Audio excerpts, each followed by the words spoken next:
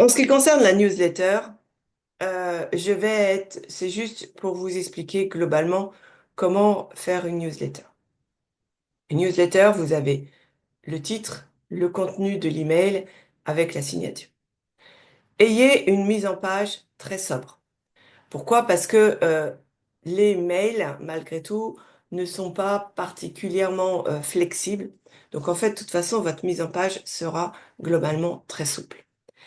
Soyez sobre, on doit lire un mail rapidement. Ne mettez pas trop de fioritures, ne mettez pas des fonds qui font que ça surcharge le poids de l'email. Travaillez votre titre. C'est votre titre qui va faire que les gens vont avoir envie d'ouvrir ou de ne pas ouvrir votre newsletter. Le but, c'est quand même qu'il y ait un beau taux d'ouverture parce que quand vous avez un bon taux d'ouverture, vous avez une bonne délivrabilité. Et donc, plus vous avez une bonne délivrabilité, moins vos mails risquent d'aller dans les spams. D'autre part, ça permet d'éviter des désinscriptions, puisque si vous émettez du contenu de qualité, eh bien, les gens vont pas avoir envie de se désinscrire.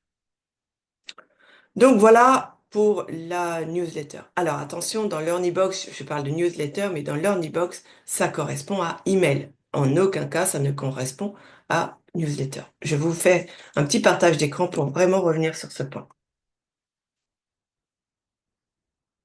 Quand on est dans marketing, email marketing, si vous faites newsletter, voyez que c'est les derniers articles de votre blog.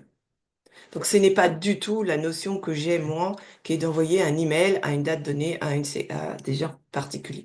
Donc, en fait, ça va être simplement, pour faire une newsletter, ça sera envoi.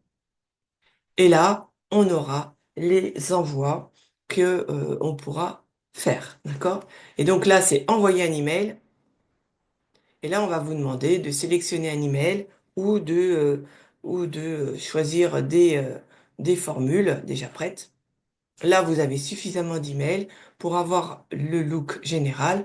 Donc, on peut sélectionner un email et on va aller chercher l'email, peu importe. D'accord? Après, ce qui va être important, ça va être de sélectionner à qui vous voulez l'envoyer. Donc, c'est soit à tous les contacts, soit vous allez dire, vous choisissez tous les contacts ayant un tag et une séquence spécifique. Et là, vous allez pouvoir faire des filtres très précis. Mais ça, je vous ramène à ce que vous ai expliqué lors de la newsletter pour inviter au webinaire. Voilà. Soyez simple, direct et programmez par contre régulièrement votre newsletter. Et pas besoin d'en faire des kilomètres, hein. Il faut que ce soit du contenu assez synthétique. Voilà pour la newsletter. En ce qui concerne les séquences de mails, on a déjà vu avec l'Earnybox, c'est une succession de mails.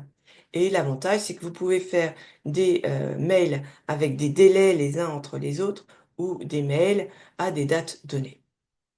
Par contre, petite astuce, parfois, vous êtes amené à vous dire, bon, ben, je vais faire toute une séquence de mails et puis on va mettre plein de mails que je dois retravailler derrière, que je vais inactiver. C'est une bonne méthode, sauf quand les personnes vont commencer à aller dans cette séquence de mails. Si à un moment donné, la séquence de mails rencontre un mail non actif, eh bien, elle va se dire que la séquence de mails est terminée et donc vous pourrez retravailler vos mails derrière, mais les personnes qui seront arrivées jusqu'à la fin ne pourront pas les recevoir. Donc, soyez très vigilants. Un mail dans une séquence qui n'est pas activée est un mail de clôture de séquence et donc les gens vont s'arrêter à ce moment-là. Tous les mails que vous mettrez derrière ne seront plus valables, donc il va falloir recréer dans ces cas-là une nouvelle séquence dans laquelle vous inscrirez vos membres. D'accord? Donc ça, c'est le petit bémol, c'est attention, euh, quand vous créez votre séquence, créez-la de A à Z, activez tout, et à partir de là, c'est bon, personne ne risque d'être bloqué. On se retrouve pour la prochaine vidéo sur pourquoi mettre sur YouTube vos vidéos.